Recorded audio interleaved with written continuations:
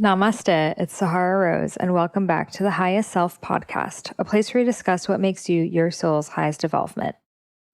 I am super excited to have on this episode a woman that has personally inspired me for many years, Teal Swan. So I came across Teal Swan when I was in college, and I would, look up online, what is spirituality? What are spirit guides? What is ascension? What is 5D? What does 2012 mean? I mean, I had all of these spiritual questions that I didn't have any friends, any community, anyone to talk about it with.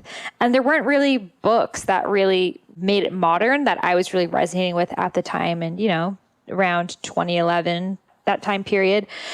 So I came across her YouTube channel and I loved it because she would just talk about anything, like any subject you had, she would talk about. And she was always in front of these like green screens, and she just had this like strong energy to her. And when I got the opportunity to interview her, she came over to my house, and she's so kind, so sweet.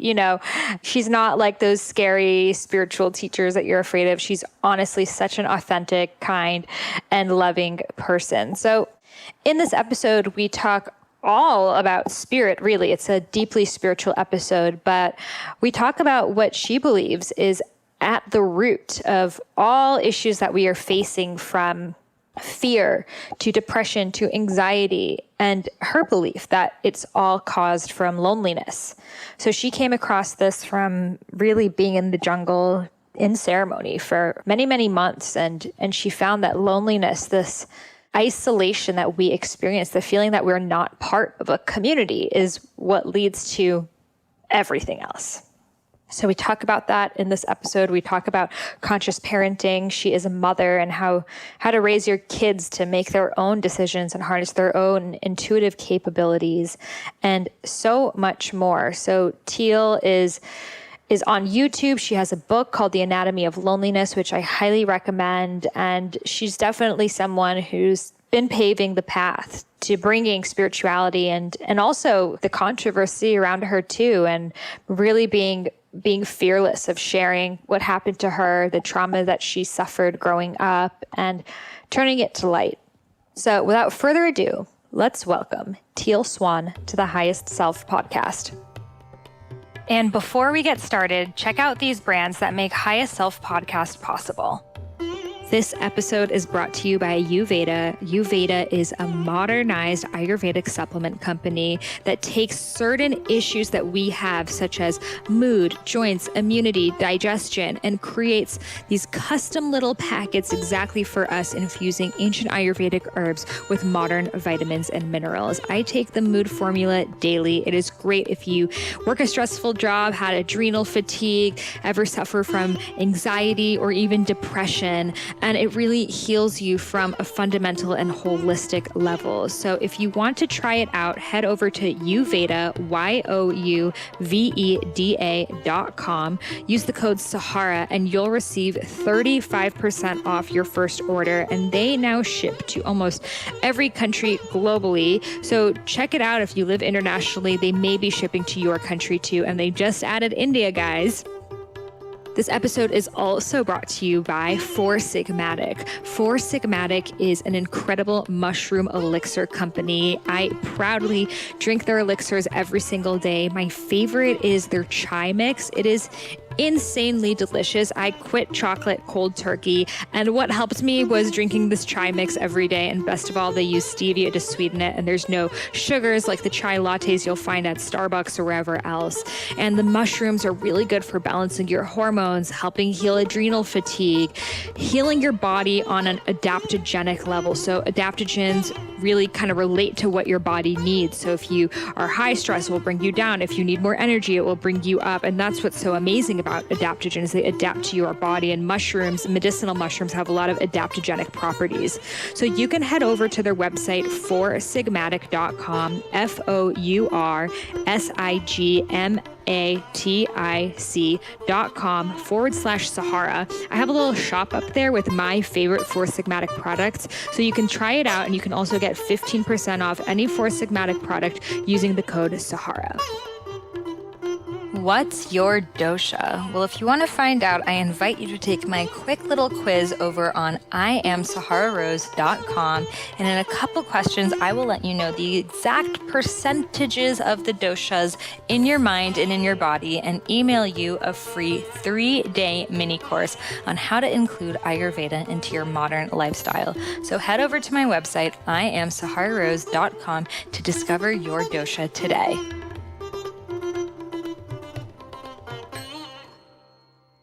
Welcome, Teal, to the Highest Self podcast. It's so good to have you here. It's good to be here. So the first question that I would love to ask you is, what makes you your highest self? What makes me my highest self is integration. It's the commitment to, if I take a step or I do an action or I say something, I want to make sure first that all different aspects of me are in alignment with that. So my commitment is to there being no tug of war. All of us know what that feels like. We say, yes, I'll do that, but there's part of us that really doesn't want to do that. So it's almost like most of us are walking through life playing a zero-sum game. Obviously, it's really hard to be the manifestation of your highest self if you've got parts that are at war internally. So my commitment was to end that war. It's a lot easier said than done sometimes, but I think that's what my answer would be. I love that. I know fragmentation is a big thing that you talk about, which we'll dive into. So the first question that came up for me that I think a lot of listeners don't know about is your journey, one, your spiritual journey, but how you took it to YouTube. And I was just telling you how you were literally my spiritual encyclopedia, like throughout college, when I would be like, what's a spirit guide? Like, what are past lives? I would put it online and your YouTube videos would show up and I would watch, and I was like, all of these questions that I just had in my mind, you had thought of and created your videos about. So I'd love to know about how you just came up with that, and also your background for people who aren't familiar with you yet. Which place should we start first? Yeah. So what time were you born? No. I was born in Santa Fe, New Mexico. And I was born to a family that was not into spirituality in any way. But I was born extrasensory. So nobody knew what to do with me, is the long story. When kids are too open, meaning they're not just interacting with your third dimensional reality, they're interacting with all these different dimensional realities. Life is hell, to put it mildly. Yeah. So my parents got real concerned with what exactly to do with me because they didn't understand what was going on. When I was having meltdowns because of being able to hear other people's thoughts and talking about people in terms of colors. And, you know, my mom has this real vivid memory where she was nursing me, and out of nowhere, this glass in the corner of the room just shattered.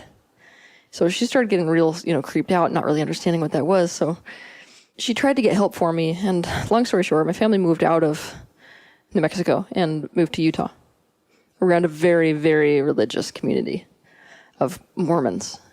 And that was a big mistake because the Mormon culture actually believes in these types of abilities, but they believe that it's a gift for only men because it's passed through power of priesthood. And priesthood can only belong to men. So if it's something that a female is exhibiting, it's a gift of the devil. So I was treated real bad in my childhood. Bad is an understatement, actually. I was not allowed to be around other children. Up into my high school years, it got bad enough that people would key my car. Like, just bad. Because they believed that I was a sign of the second coming of Christ. Kind of like the devil takes a last stand and says, I'm going to get as many souls as I can. And so my mom was trying to find people who could educate me in terms of how to deal with all of the input that was so obviously coming into my system. She couldn't ignore it because I was doing a lot of medical intuitive work at that age. Even at age 8, I would point at somebody and say that I could see what problem they had, and then they'd go get it diagnosed by a doctor, so everyone was getting creeped out. The original medical medium. Yeah, pretty much. I had no word for it. They had no words for it. It was just, what is going on with this kid? So there was a man who stepped forward and said, I know what's going on with this kid and I can help her. And so he stepped in as a kind of a mentor, and my parents trusted me with this man. But unbeknownst to them, it wasn't just mentoring that he was doing. He was part of 2 very extreme cults in the area, and I was basically being exploited by him to access anything in this universe he wanted to access, and there was sexual slavery going on with him, and just, all kinds of really heinous stuff. So I was ritualistically tortured for the period of 13 years, and I got really suicidal through that period and had to run away, which I eventually did at 19. And I wanted nothing to do with spirituality, like absolutely nothing. And I went into professional sports. So I was a professional skier for a while, and then I switched to speed skating. But it was really hard when I was at the same time as trying to go through this whole court case around what happened to me when I was young. I was also having to compete. And there's no way to do that. If I'm standing at a starting line next to somebody who got a good night's rest last night, but I spent all yesterday afternoon before this race detailing every different crime that happened in this particular city with cops and things like that. It's too much. And I started to fall apart. And I realized that I couldn't run away from myself. The stuff that I see isn't going anywhere. So there comes a point where the only way to progress is if you stop running away from certain things, and that's how this worked. I eventually just said, this is obviously not the way to heal, so I'm going to have to open back up to all the stuff that I threw out, because it's not going anywhere, and attempt to see if there might be something there for me. And so I dabbled with it, but then my son was born, and he's the one that really kicked me over the edge. Because he was born crystal, which is our spiritual way of saying that this person has an auric field that it looks crystal and it looks prismatic and almost clear. These people are the greatest healers that we have, because when they step next to somebody else's energy field, their energy takes on whatever color or pattern the other person has. So it's like the ultimate chameleon. But this is the reason they're the best healers, is because that person's energy doesn't actually recognize them as a foreign agent. So it's kind of like the energetic version of type O negative blood. And I knew what that looked like. And when he was born and I saw that energy field around him, I had a little bit of a breakdown, thinking, well, great, my son is going to suffer just like I suffered. And I pulled myself together after a while and realized there is no way to get rid of this. I've tried everything, I'm going to teach him how to live like this. I have to get a better attitude towards this myself. So I started opening up towards seeing people for one-on-one sessions again. I was very isolated in my childhood experience, but now as an adult having run away, I was not isolated. So it blew my mind outside of that setting how many people didn't know this kind of information. And not only that, based on me telling them that information, what they did with their lives then. It's just, this stuff is very easy for us. We all know that when we have a talent, right, we take it for granted. And we watch somebody else doing something, we're like, whoa, I wish I could. But ourselves were taken for granted, and that's how this worked with me. And it wasn't until I actually saw that if I give this person this tiny piece of information, which for me is easy, they can completely overhaul their life, I thought maybe I have a place. And I started to really see, instead of it being about I don't want to be in the world because I don't belong in the world, because there's no place for me, I figured maybe my place is to not fit in because I can change the way people think. And it was very quick. Everything happens quick for me. So it was very quick from there. Me sort of looking at mankind as if it's my responsibility, that I can't separate myself so much from these people. So if there's a person who's digging in a trash can, that person is me. And that's an issue for me, if there's somebody that's in that state. So I started to think, how can I reach a bigger audience, right? And that brought me to a book. So I'm like, well, nobody can afford a $100 session with me. That's what I cost at the time, Nobody can afford a $100 session that really, really, really needs this stuff, the kind of people that I want to reach. So I wrote a book, figuring if it's in the library, they can go rent it. But then this transmuted itself, because I was thinking about people who are illiterate actually first, believe it or not. I was like, okay, if I do something visual where I'm talking, then they don't even have to read. But how could that be free? Wait a minute. There are computers in every library also. So I started, YouTube was the only platform at that time. What year was this? 2011? Yeah. YouTube was basically the platform where people could upload these things. And so I thought, it's really interesting, some of the stuff that people are doing on here, like bike tricks. I'm thinking, well, maybe I can be answering questions, because that's what people do anyway. They come to me and they're like, Teal, tell me why I can't manifest a relationship for the life of me.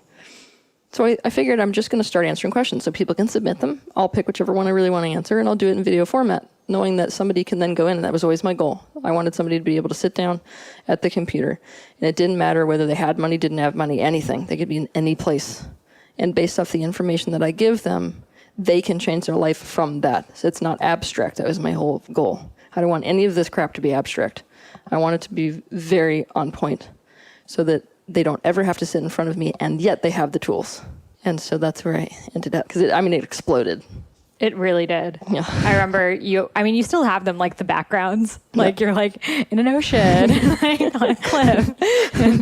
And it just kind of goes to show, because I think a lot of people wait until they have like a perfect set, or like, who knows like what your background actually was, but you're like, I'm just going to throw something like a green screen on, and it doesn't matter. It's all about the information that you were providing us with. Mm-hmm. Yeah, it's funny to watch the production level like increase, and then occasionally when I'm on tour, like decrease again. And then like, oh man. Yeah. Yeah. Well, it's just inspiring for people who are like waiting until they, can afford a videographer or this or that to start putting out content on YouTube. And you were just going for it despite not having a strategy or anything. This has always been my personality. Let's dive in the deep end and see if I can swim later. Yes. It's not always the best strategy, but it was this time. So. And I think anyone doing anything in this world has had to have that attitude. Yeah. So you talk about so many subjects, like literally I could spend the rest of my life on this podcast asking you about them. But a really big thing we talk about on this podcast is your dharma, your purpose. And you've made a lot of really good videos about how to find your purpose. So for the person who's listening, who's interested maybe in spirituality, wellness, but they don't really know like what that thing is that they were meant to do. Or is there really one thing that they were meant to do? So I'd love to know, what's your take on this notion of life purpose or dharma? Well, if you look at life before incarnating into a physical time-space reality, there is always a reason why you would come in that way, why you would project forth an aspect of your consciousness into the physical dimension. So there is a life purpose for all people walking the planet, and I'm 100% on that. So every person does have a life purpose, and it tends to be quite specific, more specific for some people than others. The problem that we get here is that we get disconnected when we come into our physical incarnation. We are essentially creating a second point of perspective. So it's our operating in this world through 2 points of perspective, one being the non-physical aspect, our eternal self, and one being the temporal aspect, the one I call Teal, Swan right now. It's the discrepancy between these 2 points of perspective that makes us feel the sense of lostness. If we are projected forth with an intention, what will happen with the temporal self is you can't actually feel emotionally good unless you're in alignment with that original intention. So if you were not pulled out of alignment with your, what's called emotional guidance system, you would naturally fulfill your purpose and there would be no ifs, ands, or buts about it. But the process of socialization teaches us to go sideways from our own soul path. It teaches us that left is right and right is left. So let's say, I gave a good example the other day. Let's say you've got a little girl who loves science, right? So this little girl is just obsessing over her microscope, but she was born into a family with a mom who's got lots of kids to look after, and it's not a value of hers for this kid to be looking in a microscope all day long. So even though that naturally feels good to her, she's going to incur a punishment for that behavior. And now she's going to encounter to the opposite. She's going to encounter a reward for what mom wants, which is, I need you to help with the house. So here, her wires are getting crossed already. She's starting to learn what I naturally incline towards, what naturally makes me feel good, leads me to something negative. And what naturally makes me feel negative gets me reward. But when those wires are crossed, it causes us to no longer follow our own internal compass. So it's almost like she can't follow due north anymore because mom's saying that's the wrong due north. So we abandon our own compass for other people's compass, and this is why we're confused about our life purpose. We're walking through life thinking things feel good, but it feels good because we have been conditioned. So it's real important for me that people understand that. They have the awareness of that conditioning process and how it affects our capacity to stay in alignment with our life purpose. At the same time, learning how to tap back into what feels good. Your purpose is always going to be in alignment with what feels good. There's no ifs, ands, or buts. Now, most people misinterpret that. I didn't say easy, right? But if any of us who have really loved something will tell you that even the effort feels good. So it's about that internal yes when you're doing something.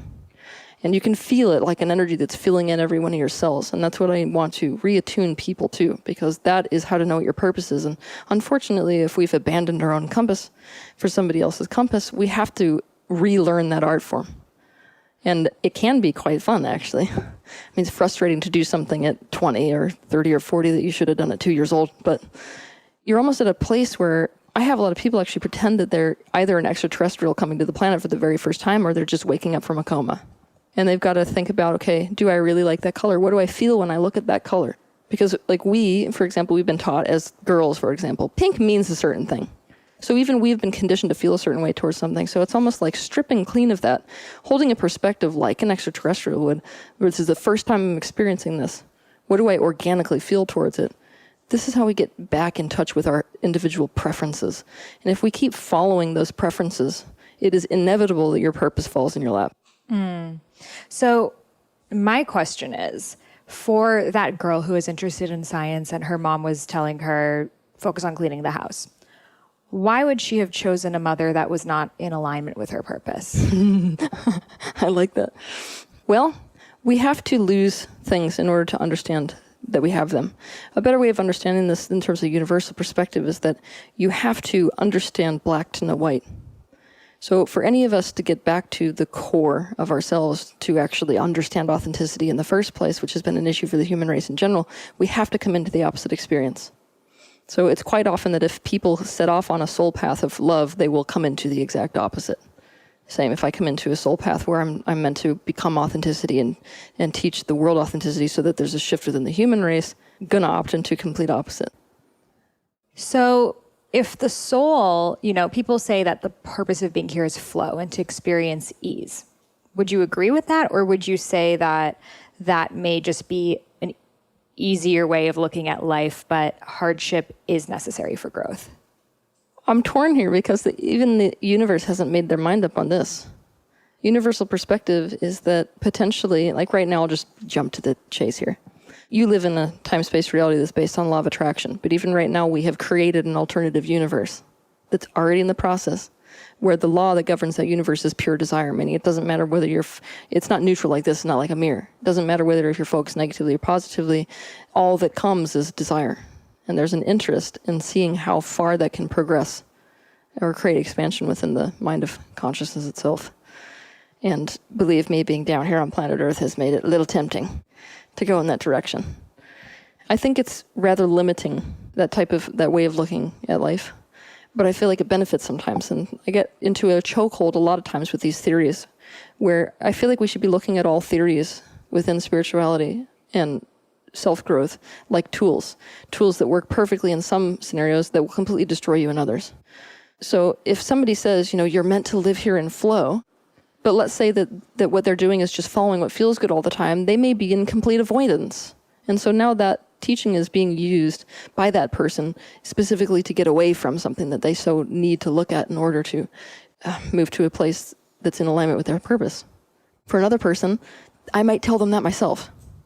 You're not meant to be struggling all day long. You're meant to be in flow. So I think the hardest part about being a spiritual teacher is the fact that you have to be using this plethora of tools, some of which make no sense in one scenario and perfect sense in another scenario, and when taken out of context could ruin someone's life, quite frankly.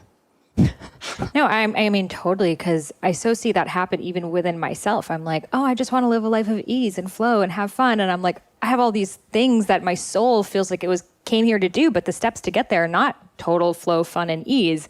So it's this, human dilemma that we're all in. Yeah, it is. Yeah. So would you call that just an essential part of being a human, or would you call that fragmentation? Yeah, it's fragmentation. It's fragmentation. So how can we balance that need to do and be? You don't think about balance at all. I think the most damage that people create within their internal spectrum is trying to create balance, especially because when we approach it that way, we're approaching it from an outside-in approach. And that's a projection every time. We're saying, well, I think that I can establish some sort of equanimity between these two aspects by diminishing one and increasing the other. That is the worst way to go about it. What I'm trying to teach people into now is this concept of the third option. So it's almost like you're taking the totality of both sides, if they're polarized sides, to find whatever unifying factor might exist. And unifying specifically because so much about balance is about compromise. It's this concept, I'll take a little pain if you take a little pain. And we get into real deep trouble in relationships when you do that because it's not actually possible.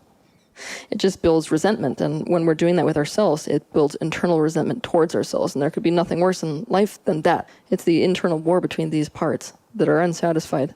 Because we've told them, because of this balance approach, you can only be so much of, and you need to be more of. That's not going to make either happy. I mean, you can feel that. If I look at you right now and I say, be a little less, you're going to be like, give me the finger. So, yeah, so we got to stop this. So when you catch yourself, you're working really hard and the mind starts saying, you need to relax more, should you just stop listening to that? No, the opposite. So go into it. Completely. So if I get that type of a voice, I'm going to go, okay, well, there's something super interesting here. So I'm going to listen to it and realize that right now, if that part is talking to another part within me. Mm-hmm. So who is you is the biggest question we can ask, because if we listen to all these different voices, what it looks like, which is the reality, is that we've got so many splits within our own consciousness that it's like we got a city internally. Yeah. One part's fighting another part. One part loves another part. One part is completely giving up its responsibilities to another part. So I'm looking almost like zooming out. So in that moment, I address myself, which is the development of a central eye. I zoom out so that these two parts within me right now that are currently opposed are like two children inside my own body. In the new book that I wrote, I called them internal Siamese twins. So I'm looking at them, realizing I am both of them, and therefore I am not a single one of them. It's like positive ownership without the identification, and based off of like deeply listening to each one of these aspects with an attitude of they all have a very important perspective, we can see what the unifying factor between them is. So when you're experiencing anxiety, would you say to really listen to that because it's something that you need to hear? Especially with anxiety, because if you don't listen to anxiety, it gets 100 times worse. I totally agree with that. And I see a lot of people saying, just shut the mind. I totally agree, because it's telling you something. It's something that you need to listen to. I have a little bit of a personal pet peeve towards the spiritual community and their relationship with the mind in general. Yeah. Because, everybody's like, well, it's about the heart, not the mind. But I'm trying to encourage people, yet again, because my whole purpose here is the integrative path. One thing that I love having people do is to go on the internet and to look at these quotes that are about the heart and the mind, right? So you've got, the heart can go places the mind can't follow, right? Yes. And things like that. And I have that on a mug. I forgot to give it to you, yeah. So what I have them do is put their own name in where mind goes. So for me, if I was doing this, the heart can go places that Teal can't follow. So then I ask them, well, how would that make you feel? Because your mind's a part of you, and that's the message that you're now giving it. And so it's about how to really respect all these different aspects and put them in the place that they belong. Because the mind actually, when it's properly respected, actually tends to get on board with practice. It's not as much of an impediment as most people think it is. So do you practice a meditation practice, like a seated meditation? Mm-hmm. And in that, is it more of a meditation or contemplation? I do all types of different meditation. As we know, there are so many different types. It's like we could be here all day long for, weeks talking about all the different types. The one that I prefer the most, it's not really like a passive meditation, but it looks like a passive meditation. It's a complete presence meditation, but it's almost like an internal journey that I'm going on. So my favorite one is that I'll sit down and I close my eyes. I turn my full attention to the inside of my body. So I'm being completely and unconditionally present with whatever exists. I'll usually pay attention the most to sensations, emotions. And just like I'm doing a shamanic journey, if I was to take a medicine, I'm literally allowing my own consciousness to be taken wherever that aspect wants to lead it. So the way it goes is that usually you'll be watching a shape, usually a texture. It intensifies. And it changes, and I'm not trying to control where it's going. Just as it changes, I'm sort of following it. So then there will be like an opening, and I'll see an image. Maybe that image is a memory. Maybe it's just some image I don't recognize. I go into the image. And it's like doing this journey work type of a process for however long I want to be sitting there. So that's my favorite one. No, I love that. And I think a lot of times the meditation practice that we're taught are very Shiva cultivating. It's very masculine. It's very shut off the mind. The mind's not going to take you anywhere good. And sometimes you need to just let the mind wander because it's going to show you things that you need to be looking at. And whenever I see, like, a lot of times happens to me when I'm walking or exercising, like an image, like I'm back to my childhood or here. And I always ask, why are you showing me this? Exactly.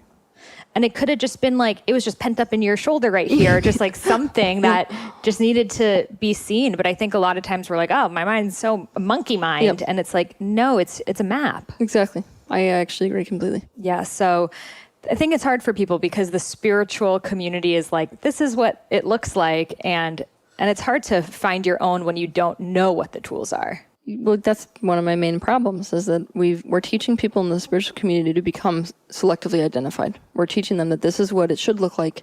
And so you have to create a personality within you that looks like that, and then deny, reject, and disown any other aspect.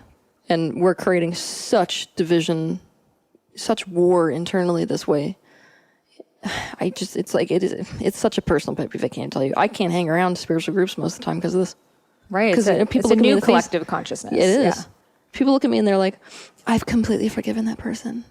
And I'm looking at a person who, like, you can actually see, like, me visually, I can visually, and not in the mind's eye, visually see the pattern of resentment. And I'm going, okay, this is terrifying at this point. Yeah, a lot of spiritual bypass. We take a quick break from this episode so I can share with you an amazing opportunity. Are you interested in having a career focused on health and wellness? Well, if so, then the universe is calling you to become a holistic health coach. I am offering this incredible deal, a discount of $1,500 off my alma mater, Institute for Integrative Nutrition, which is the world's largest nutrition school, with guest teachers such as Deepak Chopra, Chris Carr, Dr. Hyman, and Dr. Andrew Whale, and so many others. It is split between 6 months of health coaching programs teaching you hundreds of nutritional theories, including Ayurveda, as well as 6 months of business coaching. And as an additional bonus, I am offering a webinar where I will teach you how to use social media to create a thriving career as a health coach. On top of that, I have created a private Facebook community just for the Highest Self podcast listeners who are becoming health coaches to connect with each other, meet up with each other, and support one another on this journey. So if you're interested, send an email over to Sahara, Sahara, at eatfeelfresh.com with subject IIN. Again, Sahara at eatfeelfresh.com with subject IIN. And I will personally send you back the email that will allow you to get a $1,500 off discount, as well as my business coaching webinar and the private Facebook group. I'm so excited for you to begin your journey as a health coach. I'd love to introduce you to the tea brand I've been loving recently, Vadam Teas.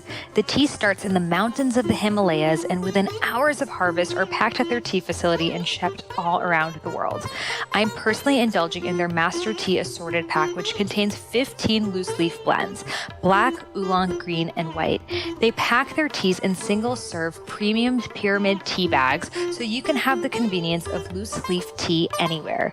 Not just this, but they've managed to eliminate all middlemen from the sourcing process, thereby retaining all earnings in the source region for the farmers. These teas are fair trade, organic, and pesticide-free, and they benefit the farmers directly, which I deeply care about. Additionally, every time you pick up a pack of Vadam teas, a part of the revenue goes towards educating the tea growers' children, which makes it all even more worthwhile. Oprah just listed as one of her top favorite things, so I take Oprah's word for it. So if you want to try this out, head over to vadamteas.com, VAHDAM teas.com, and use coupon code Sahara for 20% off. Again, head over to vadamteas.com and use coupon code Sahara for 20% off. So for people who are confused, how do I know if it's my mind? How do I know if it's my highest self or if it's another voice that has found its way onto me? How can you differentiate? I don't want people to differentiate because I'm trying to teach people that there is nothing in this universe that isn't you. So if it's coming in, it's important to listen to it. I'm trying to get people, regardless of whether it's a voice inside the head or some homeless person on the street, that's a part of you. So we have to be paying attention to, seeing into, listening to, feeling into all of these different aspects of ourself. It's about what type of mentality do you want to have. Do I want to have an individual consciousness where I'm like, I'm Teal Swan and everyone else is other? Or do I want to really be in the embodiment of oneness? If I want to really be in the embodiment of oneness and actually recognize the mirroring happening in the universe, there is nothing that isn't Teal. So let's say you grew up with a family that would always tell you, you're never going to be able to achieve your dreams. You're not worthy. And that's the voice in your head. Yeah. That's just a part of you? Yeah. Now, the inner critic is one of my favorite voices because the inner critic holds your values. What happens when we're younger with the inner critic is that we're convinced that if we take on that role that's constantly policing us, then we will be able to adapt ourselves in a way that gets us the love that we want. So anytime that voice comes up, it is an indication that in this moment, I have a fear that something I'm doing or saying is going to make it so that I lose my access to that thing that I'm wanting so badly. It's actually one of the easiest voices to address. If you're finding the vulnerability that's underneath the way that it's expressing it, you now know how to take an action that's right for you, but from a space of free will. And that's everything. Being able to say, oh, right now in this moment, that voice is kicking up because I'm afraid this person isn't going to see me as X, Y, Z. At that moment, when I have that awareness, I have a choice to make. Either I can proceed, but with conscious, it's a conscious choice for me to do this. At which point, by the way, the voice does quiet. Or I can not do it, and intentionally. So could you kind of guide us through what that process could look like if you're hearing that voice telling you you're not worthy of achieving your dreams? And if I wasn't, why would that be so bad? I think one of the very best, in order to chase these core beliefs, you alternate two questions. The first is, why would that be so bad, and what would that mean to me? Mm-hmm. But we're not asking it like shaming it, right? Okay. There's two different ways to ask something. If you tell me, I'm terrified that everyone's going to judge me, and I say, well, why would that be so bad? Already in the voice that I've used, I'm implying that it's wrong to feel that way. That's not the way that I'm wanting this to go. When I ask you, why would that be so bad? I'm actually wanting to draw a further truth out of you. So if you start this internal dialogue, this internal questioning, the next answer might be something like, well, I'm afraid they're going to want nothing to do with me. And why would that be so bad? We get down to what our core fear is, and that's actually the vulnerability that the critic self is trying to actually steer you away from. Mm-hmm. It's saying, I'm going to keep you away from that pain, just stop being such a retard, Right. So I'm wanting to teach people when they start caretaking that fear, they can do something different. So let's say that I go, okay, I'm going to be completely by myself. Maybe that's the bottom line. That's where it all ends. I'm terrified that I'm going to be completely by myself. I might bring that to the person. That's been my practice. Because I want to be in relationships. So that means if that's the fear, I'm going to say, you know what? Right now, I'm afraid that if I say this, you're going to think I'm ridiculous and want nothing to do with me. And how somebody reacts to that truth, that internal truth of mine, indicates whether I'm keeping them in my life or not, to be honest. Because either that's a person who actually wants connection, and in connection it is to take another person's best interest as a part of your own, or it's somebody who's dangerous to be in a relationship with, and they're not at a point where they've become lonely enough to actually want to commit to that. Right. Yeah, sometimes the worst thing that can happen to you is actually the best thing that can happen to you, because you go into whatever that subconscious fear was. Yes. And I think it all comes down to the same thing, loneliness, which is what your book, Anatomy of Loneliness, is about. Feeling unloved. What are other kind of core fears that you've been seeing that are underlying all of these issues? It's all isolation for the physical human. That's why I wrote that book. Because over the years of doing all of this work with bringing people back to their core fears, it's always the same core fear. I'm going to end up alone. And not only is it a core fear, it's an experience we're already living. So the fact that is such an epidemic is the whole reason I wrote that book. So let's talk about that. The fear of being alone. Okay, you ready for it? Yes. So can you first of all just tell us a little bit about your new book, Anatomy of Loneliness? Okay. My new book, The Anatomy of Loneliness. Do you want to know how it started? Yeah. I was miserably lonely. That's how it starts. In my childhood, because of everything that was going on and being so ostracized within the community, I had nobody. I didn't fit in with my family, didn't fit into the society that I lived in. Got so miserably isolated that I tried to commit suicide multiple times. And I was telling myself the story, just like most people do when they're totally lonely. I'm the only person that feels this way. It's just Teal. Teal's the only one that doesn't belong on the planet, right? Because that's what pain does. Pain and isolation. Pain is an isolating experience, right? It convinces you you're the only person that's in it.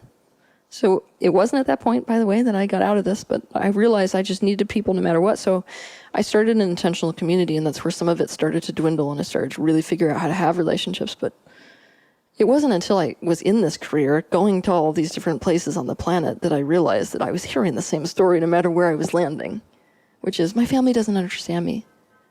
Well, you don't know how it is to be me. Which is, by the way, this is all separation. Like, all of this is loneliness. And people who are like, I have nobody, I'm going to kill myself, Didn't matter what age, didn't matter what gender, didn't matter what culture. I was literally like an epidemic issue. So I'm going, okay, this is obviously an issue that goes beyond me. And then I awoken to this way bigger truth about loneliness, which is that it's actually what's behind all the suffering on the planet. In fact, there is only one pain, and that's the separation. If I feel pain, no matter what, I'm feeling separated from something. Even we could say physical pain, is a separation from health. So we've got separation present for any type of pain. And I started to look at crimes because I'm so heavily focused there, wanting to do so much with the justice system. And I realized that if a person commits a crime against another person, whether it's breaking into the house and stealing something or murdering them or whatever, they have to first perceive themselves to be separate. So now I have loneliness not only as a culprit for pain on an individual level, I've got this as the cornerstone of why we're even able to do this to each other. So then it was like, that's it. I got to figure this out. But I didn't have the answer. So I went down to the middle of the jungle in Costa Rica and embarked on a year-long process. It's been 3 years now since then, but a year-long process of diving into loneliness. I wanted to go as deep as I possibly could, so I understood exactly what creates this loneliness, and not the loneliness that can be solved by being in the room with someone. I wanted to attack the loneliness where it doesn't matter how many people can be in the room. You may even feel worse with them there. So a psychological loneliness. What is it that creates that? And what do we do to completely replace it? And I got my answers in a very difficult way. What did you do to go into the loneliness? Shamanic journey work. I found a shaman, a very good one, and I allowed him to take me as deep as I could into my own and then into other people's. It was like always a back and forth. Yeah, I cannot sum up in any words what that was like. Because I took a backpack, it's how it is down the middle of the jungle. It's like this messy, very aggressive experience. So I took on a backpack with all these pages, and I would scribble everything that I was becoming aware of and seeing. And I mean, these pages, you should have seen them. They're like crinkled, and they've got puke stains on them. And I brought it home after this whole year, and I got a stack like that big. And I looked through it, and I'm like, I'm going to organize this. This is the book. Originally, I wasn't thinking about writing a book out of it. It was just, I'm going to teach loneliness. I got to fix loneliness. So I came out with the answer, and that turned into the book. So can you share with us some of the steps that people can take to overcome this eternal loneliness? Well, the first thing, most of us like to bypass into the solution without being fully aware of the problem. And it's being fully aware of the problem and what creates it that I feel like actually creates the biggest shift within us. It's like the why I'm doing what I'm doing and being able to see myself in the real time. So the first step is being able to see separation within oneself, and that's the mentality of it, all the way down to the splits within our consciousness that I've been talking about today. I have to see that I'm not a unified individual. I have to see where I am mentally distancing myself from things. I have to witness the mind separating. Now, spiritual teachers have been talking about separation with the mind forever. This is what the ego is. I am a separate self. But we have to see how that practically is working in our own lives. And also with the grand picture of the universe itself, because the story of separation began far before our physical incarnation. It was a mind that was created, or a thought, I should say, that was created in the mind of Source, or what we are calling God. So when that concept I was created, it functions like a cancer that keeps dividing aspects of the universe. So now we've got a table versus Teal versus a cup versus a terrorist versus a dolphin, right? So all this whole world of fragmentation was born out of that thought. And now when I come into a physical experience, I am educated more and more into that concept of separation, which gets more intense depending on what culture you're in and even the language they speak. So, some cultures, it's like everything's divided into male and female. And that's the type of fragmentation they understand. But we teach a child to identify, honestly. When we're even teaching them language, we say, this is a cup, right? We're not teaching them this is cupping. That's a Native American concept, that everything is in a state of choice or transition. So the Hopi language is one of my favorites. If you translate everything, it would be ing on the end. So I'm tealing. This is cupping. I love that. Yeah. So, but even that worldview changes the way that your mind is functioning within all your temporary. environment. Yeah. So the way that we're even teaching children to speak is making them go, I'm more lonely, it's more me versus other. Yeah. Then when we add any kind of fear into that equation, fear is the third pillar. When we add fear into that equation, we start pushing things away from ourselves. And that's very important for us to understand. It's almost like this concept, you can't punch something without your hand being punched back. I can't push something away without pushing myself away. And so if I'm creating any gap or distance between me and anything, loneliness is about that gap. It's about that separation between me and whatever I've pushed away. So obviously, we have to undo that whole process, because to love something is to take something as part of yourself. It's what people who are down here teaching love were meaning to express to the world. It's what Jesus was doing with lepers when he was saying, the lepers are you. And most people are saying, no, they're going to infect us, pushing it away. So it's the way that we go about addressing our own fears, either bulldozing them, right, or letting them run our life. not really taking our fear as part of us so as to consciously caretake it, that's creating a problem. And the second pillar of this whole situation is shame, which is probably the most important. And that's the one that I found to be, I think, where the majority of focus has to be, because socialization functions around shame. It's almost like shame is the way that we go about making other people behave like we want them to behave, and this starts very early on in childhood. So if a small child perceives themselves to be pushed away by the parent in any way, the child has to alienate themselves from whatever part of them that the parent is pushing away. That's how we survive. And it's our misunderstanding about shame that I feel like makes it so impossible for us to get out of this loop that we get into, because we think shame can be overcome. It actually can't.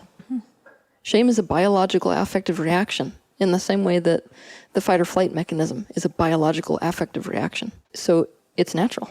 So should we even be trying to overcome our shame or just being aware of it? I'm going to say yes and no. Mm-hmm. We need to become aware of it and aware of what exactly that process is, and then doing the exact opposite of the process. So I'll give you an example. Mom doesn't like my anger. So I have no choice if I want to get close to mom again, which I have to do it. Can we talk about that in a minute? Because I got to get people to understand themselves and the need for people. I have no option to get close to my mother then than to push away my anger. So I'm going to reject, deny, and disown the angry part of me. It can no longer be close to me. And the feeling that I am calling shame is just the feeling state of doing that, of pushing a part of myself away. Now, I can't obviously do that in the physical. I can't push a part of myself away physically. I can't like draw a knife down my body and now, oh, that part that was associated with anger. But I can do this with my consciousness. So shame is the primary mechanism for fragmentation within the psyche. And it creates all kinds of problems. But the majority of people who are trying to counter shame today, we do it in the way that actually enhances it. So let's say I've pushed that part of me that's angry away. If I go to a seminar and I say, God, I'm so angry, I'm so ashamed of my anger, most people will help me to see that I'm not an angry person. Now I've just actually made that even worse and banished it even further into the ground. What we need to be doing is to bring these pieces, especially the ones we're the most ashamed of, which is just I push the most away from myself, and actually re-own them aggressively, which is really hard because your mind tells you that if you do that, you're going to lose people. Yeah, I mean, a lot of the work of Osho was about integrating your anger and your sadness and your sexuality and all of that. And I think what made people so afraid of him was what would the world look like if we had crazy, angry attacks the way that we would as children. So what would you say for parents who your kid is having a temper tantrum? Just support them in that and let them experience it? With emotions, the first thing you have to do is to see the emotion as important and valid.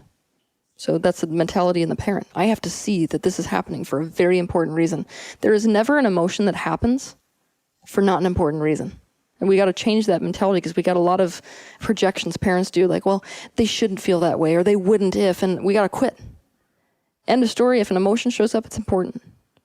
Second, I have to validate the emotion.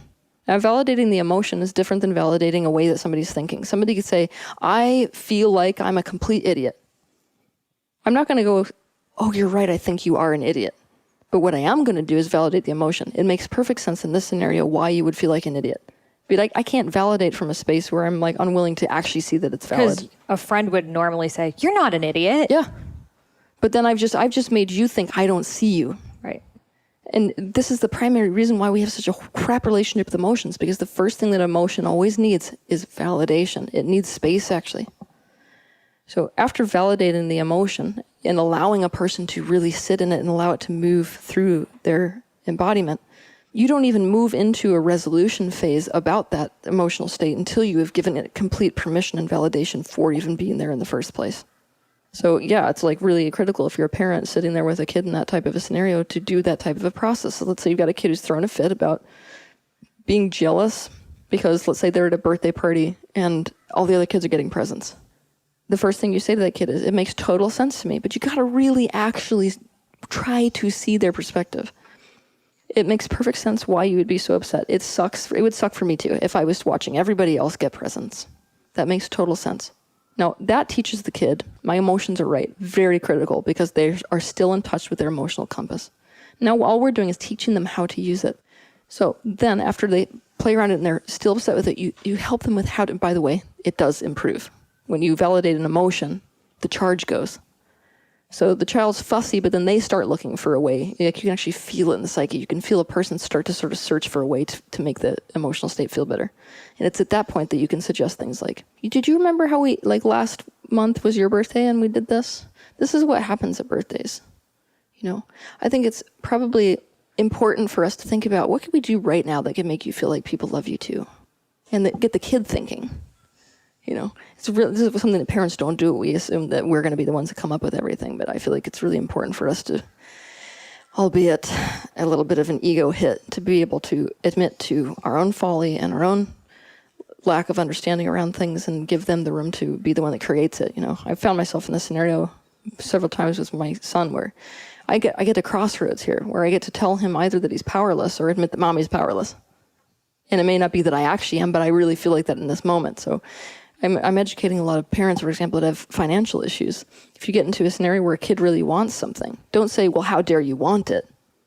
Don't say, well, you're never going to get it. Say, well, mommy can't do that. It may be a problem with mommy's capacity to create abundance, but you're going to probably be different than mommy that way. What I can tell you is mommy's not your only way of manifesting in this world. It's so hard to do. But what does that do? It makes it so that a kid can open, you know, their horizons. And this is what is ultimately going to make this a world where we can evolve it. You know? Yeah. I did that. I actually had another moment like that might interest you around school, because no kid likes school, regardless of how, you know, rishy their situation is. My son goes to an alternative school that's like, you know, I'm so jealous. But he doesn't have that context that I do. So to him, it's just, I don't want to be away from the house. And why do I have to be away from the house? So we were on the way to school, and he's like, I don't understand why we have to go to school. And I literally said, well, if I don't send you to school, mommy gets in big trouble with the government. That's the truth. Now, I trust you, if it really matters to you, to be the person who might come up with an alternative. So in his head, he's like, this is frustrating, but there's still this like open door for maybe I'm the one that can do it, instead of just educating children into the same prison bars. That was a tangent. No, I love that. And it's really good advice, because I feel like the new age parenting advice is to, you know, just like fully listen. But I've never heard like, well, what do you think we could do to make it better? And allowing that kid to see that he's not the victim of his circumstances and he can actually change it. And imagine just, you know, how, like with your abundance example, how many people are blaming their parents' financial situation for their own. Mm-hmm. And if you were told like, mommy can't get you that toy, but you'll be able to get it for yourself and create that wealth. So what age would you start talking about money to your kid? I started the second he started asking questions. Mm-hmm. My approach to parenting and the way that I mean, from my perspective, obviously, I'm going to approach parenting in the way that I see the world. From the way that I'm seeing children, they have their own destiny. And so they will unfold. And for me, it's about introducing these different elements as a kind of a offering. So I'll have him try this, try that, try this, try that. It's like an exposure to these things and see what takes. And I'll also let him lead. So, you know, he was the one that led his weaning process. He's the one that leads whether he wants to sleep in his room by himself. He's the one that leads. It's almost like a child-led process. I don't want to think of a child like a molding of clay. I want to think about a child in terms of he has his own potential. It's my job to kind of peel those layers back to see what ultimately he becomes. So that way of looking at children greatly influences the way that I parent and teach people to parent. I think your next book should be on parenting. Everybody tells me that. Oh, so good. It's so hard. And it's so hard. It is so hard. Well, I want you to tell us about the need for people. It was something you told me to remind you back on. Okay, so people, way back in the day, people understood that we needed each other. What happened when we started to take ourselves out of the survival of the fittest game that's going on the planet and be able to develop a society where we have no natural predators anymore, unless we swim too far out into the water, right? Is that we forget our need for each other. And that was the primary method of survival for thousands upon thousands of years for the physical human. The reason that we are here is our dependence on each other. If I take a physical baby and I leave them out on the doorstep, they're dead. End of story. And for a long time, too, in childhood. They cannot take care of themselves. Not like another species can graze at a certain point. It takes months or days even. So a human is completely relationally dependent. That means their entire nervous system is encoded with closeness being the primary need for survival. And so what we have to accept is, it is our closeness or connection with people that even got our primary needs like food and water met. That means connection is more important to us than the need for food or water. So if we're going to sit here and tell a story that like our basic survival needs are about those physical things and not about connection, we don't understand ourselves as a species. We are completely connection-based species. And it really bothers me how we've become influenced with a kind of I think it's an independent sickness. I mean, this is an obsession, and it's one that is doing us in. So a human being thinking they can be independent is an illusion in general, but it's a complete alienation of their own biology. To get people to understand how mentally sick this is, I want them to imagine a deer. Now, a deer is less relationally dependent than we are, because their babies are up within hours, grazing very soon after that, and it takes less than a year before they're completely self-sustainable. So a deer is less of a group-dependent species than we are. Now, how ridiculous do you think it would be to walk up to a deer in the middle of the woods and say, you know, I really have been watching you and observing your behavior, and you are just way too dependent on your herd. You just need to, like, at least an hour a day, just like go away and see that you can do this on your own. It's insanity. I mean, we can see the insanity of that. It's like, no, if a deer starts getting unhealthy, it's because it's lonely. But we do this to each other. I think what we're afraid of is putting on the responsibility of someone else to make us happy. So it's easier for us to claim our independence than to say that I really need someone to show up for me. And it's, well, when that happened, because it's easier for us to say, I don't need you, than to admit that we're around people that won't do it no matter what, and so we're starving to death. So we're looking for empowerment, but it's false empowerment. When I'm looking at the world, I don't want to teach people to become more independent and do it on their own. That's not the way to do it anyways. I mean, it's a long story. But what I want to teach people to do is to actually learn to be in relationship. So it's to get away from the I. I want people to actually want to connect to each other so as to really deeply take each other's best interests into account. Mm-hmm. Yeah, and something I've noticed even with myself is you feel lonely, but when's the last time you reached out to an old friend or a stranger or anyone really? We expect it all to be towards us, but we're not being that friend who is the type that we're seeking. Exactly. And we're terrified too.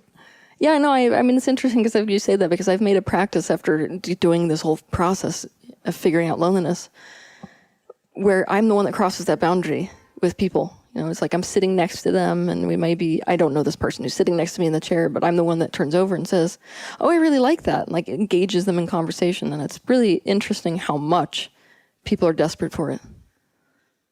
It's like it's either two reactions, and it's 80% people love it, and like 20% people are distrustful of it. And, you know, that second reaction is really sad to me. The first one is like, look at the state we're all in. If we're all like so desperate, but none of us are willing to actually cross that terrifying, you know, border of don't reject me. And it's just this collective, like I know whenever I go to places like Costa Rica and places that my heart's totally open, and I come back and I'm like making eye contact with everyone, like I'm considered weird, or like that I'm hitting on people on the street, and it quickly gets you to close back up. So it's this, I mean, as more and more people are doing this, we have to change it so the normal culture becomes remaining open-hearted. That's what I'm trying to do. I'm trying to get people to be brave enough to be all of them be sensitive. If everybody gets sensitive at once, everybody gets connected at once, it has to shift. And that's the empowerment I want people to really take away from these types of conversations. We have to start to look at society, which normally feels so much bigger than us, as if we are all a part of it. If I take responsibility for my piece of the pie and so does the person next to me, that's two pieces of the pie, right? If we start doing this at a bigger level, society has no option but to shift, because it is made of individuals. And I feel like that, I mean, anybody who's really had a message of empowerment to share has come in with that message. You got to see yourself as piece of the puzzle. If you change yourself, and enough people do, the whole damn thing changes. Love that so much. So how can listeners connect with you, watch your videos, get your book, your premium content? tealswan.com. I tried to make it easy. I made it my name. Yes. Yeah, if you go to tealswan.com, then you have access to everything that I do. Books, videos, events, everything. And what's next for you? Conscious media. That's why I'm in Los Angeles, actually. My whole thing here that I came to is that I want people through their entertainment, wanting to wake up the masses in general. Most people are in a space of avoidance. So what do we do when we want to avoid the pain that we feel? We distract ourselves. But what if the very method through which we are distracting ourselves is the very method that awakens us? And so it's this big boom right now, which I'm telling you right now, this is the wave. The wave right now is conscious entertainment. I'm calling it edutainment, where people can watch something, and let's say that it's a reality TV show. If they identify with somebody through entertainment, but that person goes through some sort of a transformative shift where they're adding consciousness to the individual, it is impossible for a person sitting in that seat to not go, what does that mean for me? So if we make consciousness the new thing, right, then people will be shifting and more and more and more and more. And I've got real hope for it because even being down here, this is the way everybody's going. And so I see that as the place that I really want to be right now. I want to be creating forms of entertainment that are awakening humanity. Well, we're really excited to see that. Thank you so much for being on the podcast, for sharing your wisdom with us, and for allowing us to see ourselves and the world in a new way. Thank you for having me. How epic was that interview with Teal? She has so much wisdom. I could just powwow with her for hours and go so deep because she's really been there. She's really explored the depths of human consciousness. So it was super rad having her here on the podcast to dive in, because that's what we're all here for, right? Just diving in, knowing the truth, getting to the bottom of it. So please feel free to connect with Teal over on her YouTube channel, Teal Swan, at Teal Swan Official. And if you loved this episode, I would love to send you the first half of my unreleased book, Eat Right for Your Mind Body Type, which is different from my book, Eat Feel Fresh. It is my unreleased, never to be released book because it is now part of my Eat Right for Your Mind Body Type program. I would love to send it to you absolutely free. All you got to do is leave me a review in the iTunes store, take a screenshot and email it over to me at Sahara at eatfeelfresh.com. Again, take a screenshot of the review and email it to me at Sahara at eatfeelfresh.com, and I will send you the first half of my unreleased book, Eat Right for Your Mind Body Type. Namaste.